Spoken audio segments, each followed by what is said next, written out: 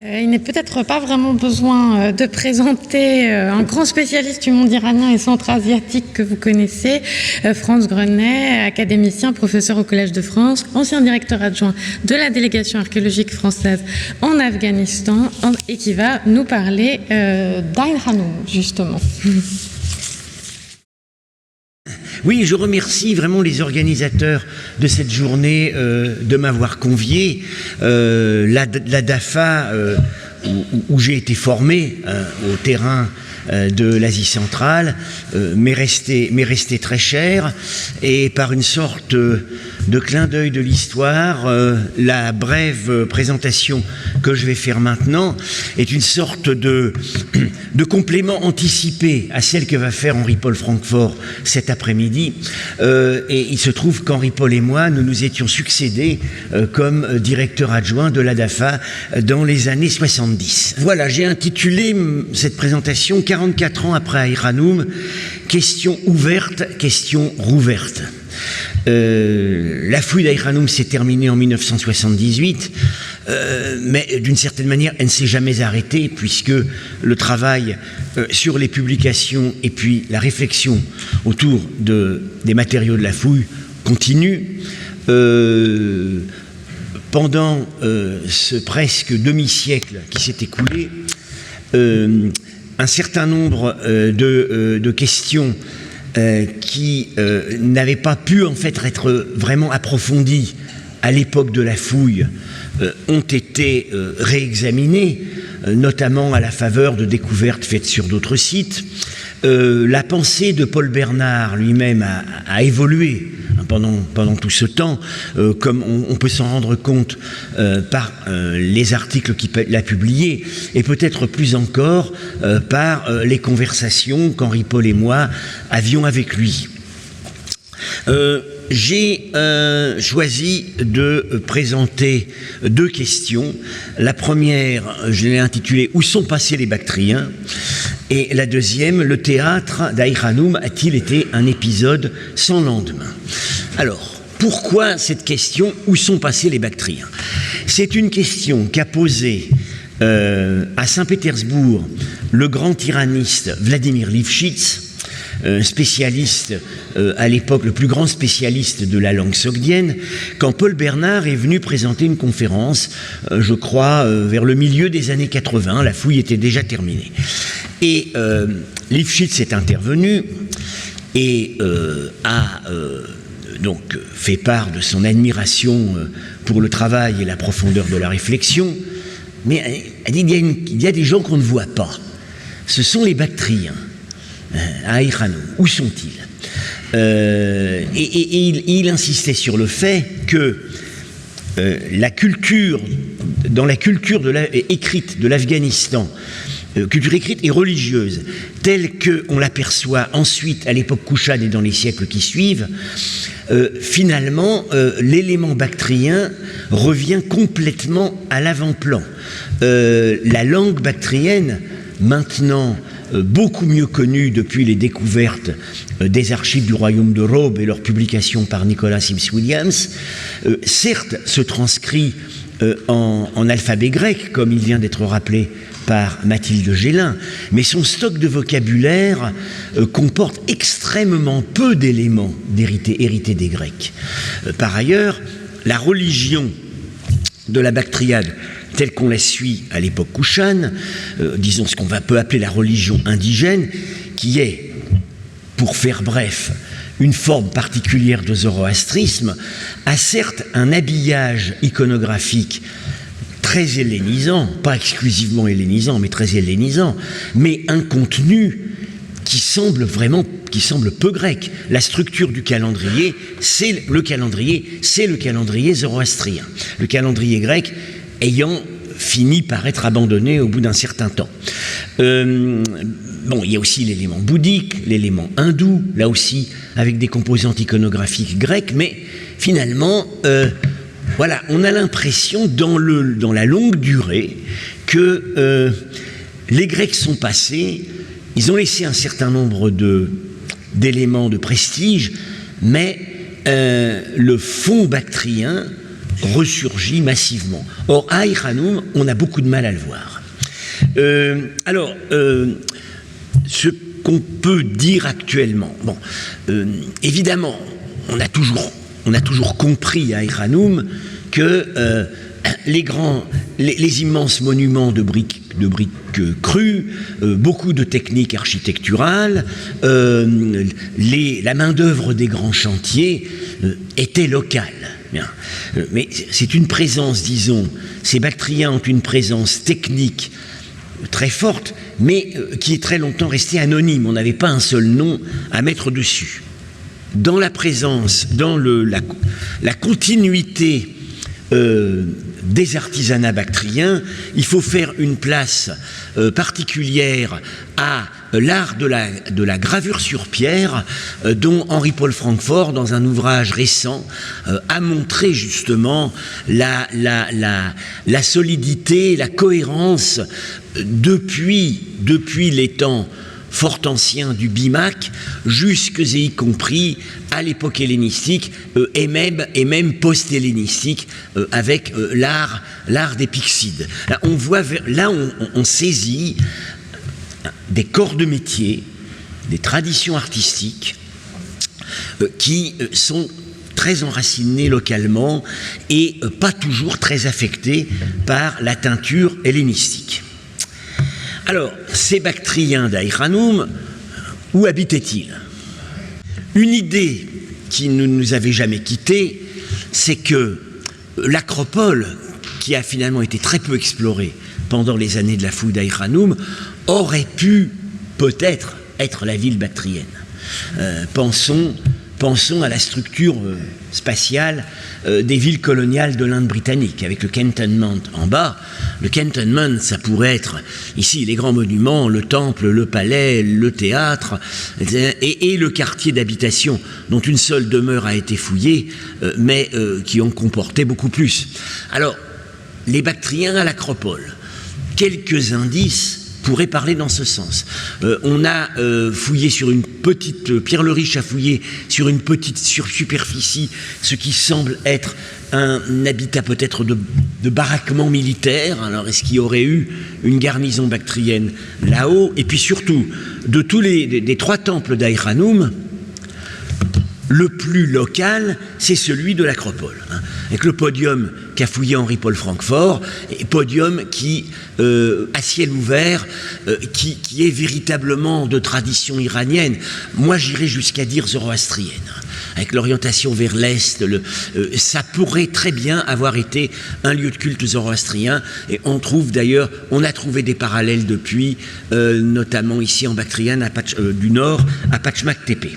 Alors, on peut penser aussi à ces habitats interstitiels qu'on est en train, notamment la publication de la fouille de la zone du sanctuaire par Lauriane Sève est en train, met bien en évidence.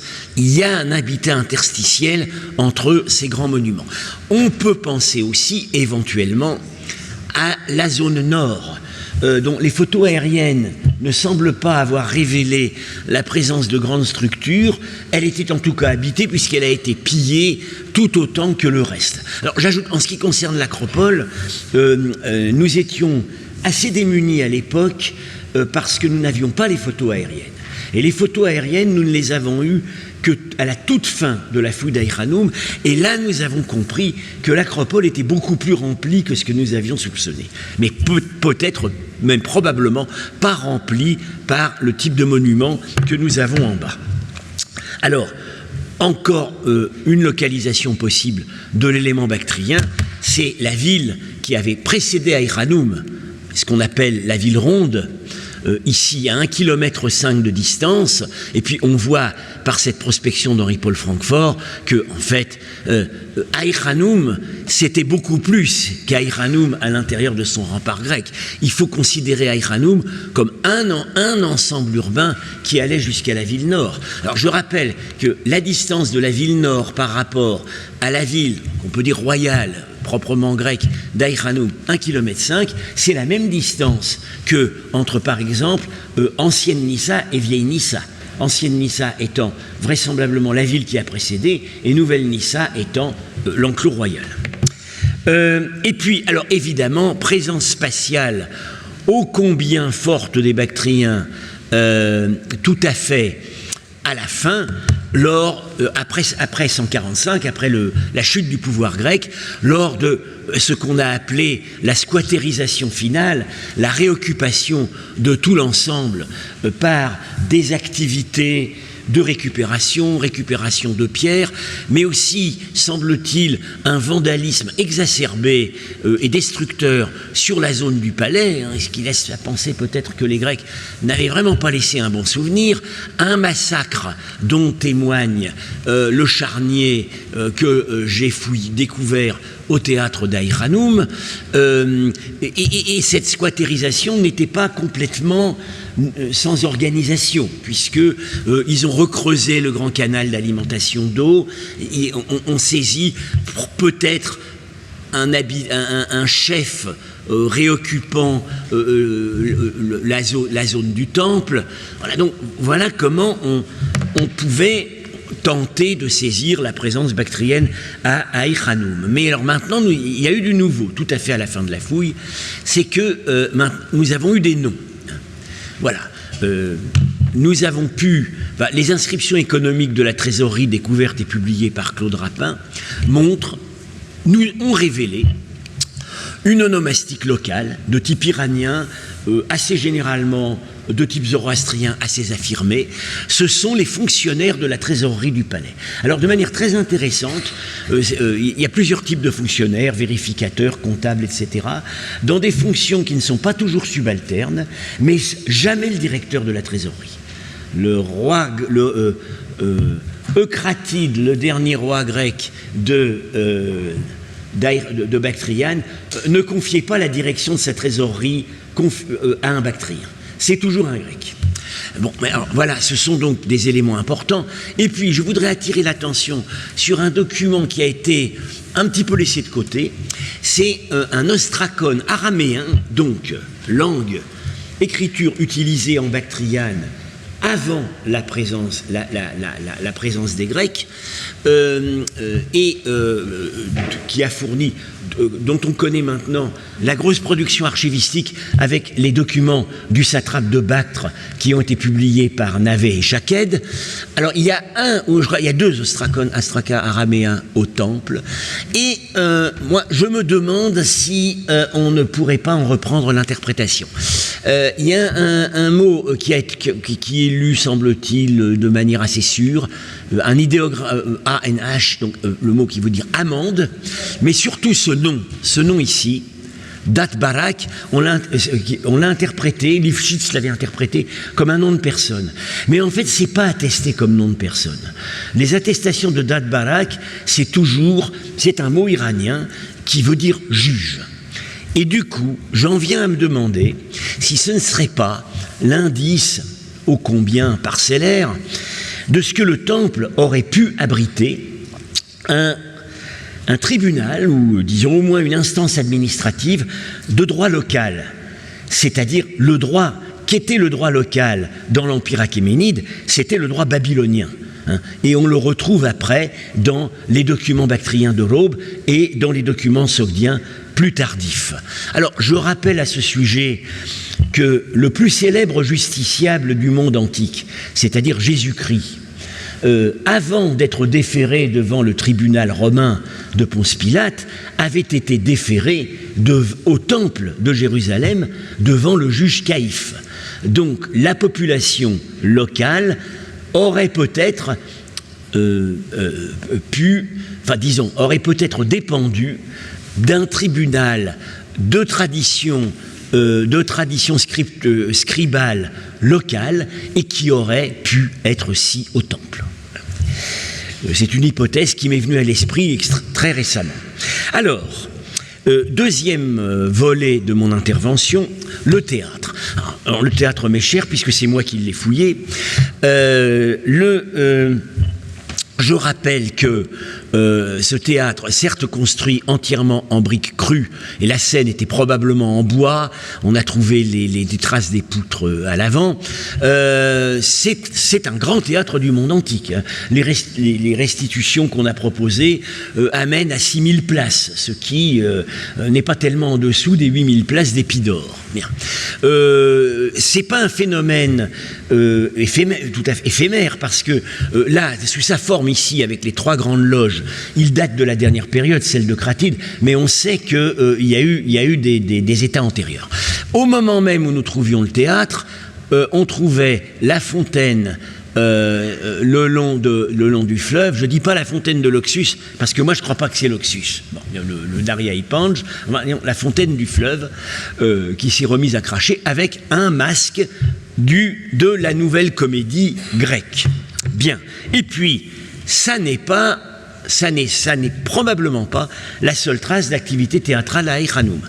Car dans les documents de la trésorerie, il y a les inscriptions économiques que je viens de mentionner, il y a le papyrus philosophique dont on pense maintenant qu'il est un dialogue d'Aristote, mais il y a, document moins connu, 2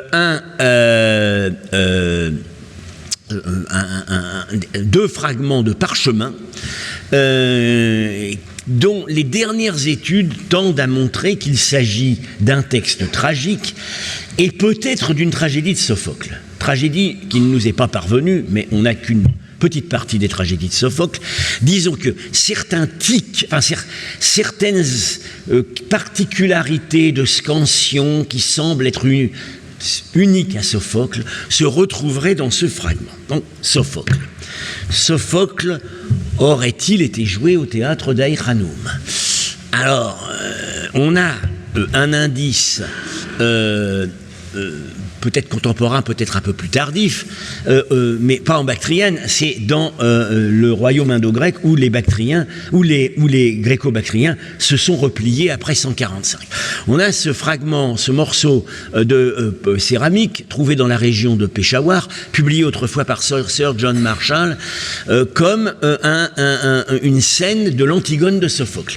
Alors ça a été contesté parce que le schéma iconographique ressemble beaucoup à l'ivresse d'Héraclès. Ceci dit, il est curieux qu'aucun indice spécifique à Héraclès ne se trouve sur ce personnage. On n'a pas la peau du lion, et contrairement à une mauvaise lecture, il n'y a pas non plus la massue. Ankadan, avec qui j'ai travaillé sur cette documentation, pense qu'en fait, comme John Marshall, qu'il s'agit de Créon saisissant par son manteau Antigone, qui a commis le crime, qui a enfreint sa consigne de laisser son frère sans sépulture, et ici, intercédant, serait le fiancé d'Antigone, Aimon, fils de Créon. Donc, Sophocle, Antigone, qu'on retrouve déjà en Inde. Et c'est le moment de rappeler que dès la première présentation que Paul Bernard avait faite à l'Académie de la fouille du théâtre d'Aït-Hanoum, il avait proposé de rouvrir le dossier des origines, de la contribution grecque possible à l'émergence du théâtre indien. C'était tombé complètement à plat chez les indianistes. Ça reste complètement à plat, mais ça n'est peut-être pas justifié. Et pourquoi est-ce que ça n'est peut-être pas justifié? Parce que maintenant, il y a du nouveau. Cette série de bols qu'on appelle les bols bactriens, qu'on a longtemps datés de l'époque grecque ou un peu post-grecque et qui maintenant sont redatés plus tardivement du 4e, 5e siècle, on avait déjà repéré, Kurt Weitzmann avait proposé de reconnaître des espèces de morceaux choisis mais combinés un peu au hasard, tirés de tragédies d'Euripide. En réalité, le dossier est à reprendre, nous l'avons repris avec Ankadan, et sur ce bol où il avait reconnu le bol de Koustanaï, trouvé au Kazakhstan, conservé à l'Ermitage, où il avait reconnu jusqu'aux extraits de 7 tragédies d'Euripide, nous reconnaissons une seule tragédie de Sophocle, et c'est Oedipe Roi. l'abandon d'Œdipe dans le bois sacré de la déesse qu'on appelle la fortune dans le texte de Sophocle, et qui ici est adapté localement comme Ardouarche, la déesse bactrienne, zoroastrienne de la fortune, et indianisée en Ariti, protectrice des enfants, ce qui est parfaitement logique ici, le berger qui était chargé de l'abandonner, le serviteur corinthien qui va le sauver, qui lui apporte à manger. Deuxième scène, Œdipe grandit, qui ne laisse pas, incident routier, ne laisse pas le passage à Laios, le roi de Thèbes, dont il ne sait pas que c'est son père, et qu'il va en fait tuer il pose le pied sur le pied du cocher, et il va tuer Laios avec son bâton de voyageur, et le bâton est ici. Et ce qui est extraordinaire, c'est que dans les images gréco-romaines de la tragédie Oedipe-Roi, il est remplacé par une épée, le bâton. Mais le bâton, il est dans Sophocle. Et au 3e, 4e siècle, Bactriane au Gandhara, on savait encore que c'était un bâton. Et donc Laios est blessé à mort, conforté par son serviteur, et ici, la femme de Laios, Jocaste, ce sont des compositions très télescopées, comme il est d'usage dans ce répertoire. Laios, Jocaste, la femme de Laios, qui verse la libation sur la tombe de son mari, mais tourne déjà son regard vers la scène suivante, qui va lui apporter une consolation dont hélas elle ne connaît pas tous les éléments. C'est que elle va épouser un jeune homme arrivé à Thèbes qui est Œdipe, et dont elle ne sait pas que c'est son fils, et dont elle ne sait pas qu'il est le meurtrier de son père. Et dernière scène, alors là c'est vraiment extrêmement éloquent, très proche de la pièce, la scène finale, le berger qui révèle finalement la vérité, c'est que l'enfant abandonné, c'était le fils de Jocaste et de Laios. Il pose la main sur la tête de la reine, ce qui est un indice de mort prochaine. Elle tient de sa main son écharpe avec laquelle elle va se pendre. Ici, un personnage royal qui est probablement non pas l'un de ses fils, mais Créon, son frère, qui prend le pouvoir et qui pose sa main sur son épaule en signe d'adieu, d'adieu aux morts, parce que c'est lui qui va être chargé des funérailles. Œdipe, devenu aveugle, maudissant du poing le soleil Apollon qui a guidé son destin, et tenant de l'autre main l'arbre du bois sacré, du Cithéron, où il avait été abandonné dans son enfance, et où il demande à la fin de la pièce à pouvoir retourner. C'est une illustration absolument littérale. Alors, pour terminer, je dirais, il y a c'est très proche du texte de Sophocle.